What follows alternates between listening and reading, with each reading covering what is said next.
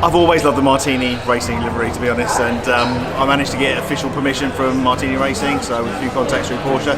So once we got that permission, it was a no-brainer really, and I think it looks fantastic.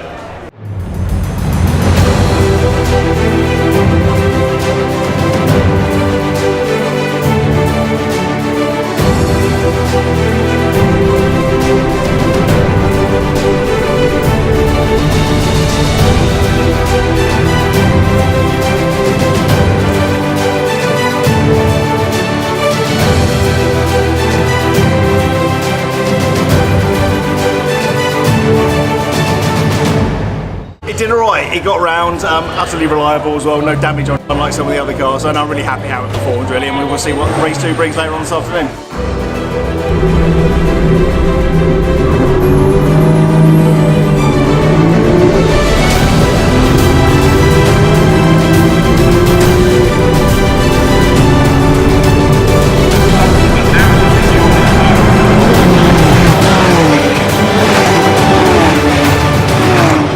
It's been a brilliant day, to be honest really. We've survived both races, we got round reliably, and we'll see what happens next time at Brands Hatch.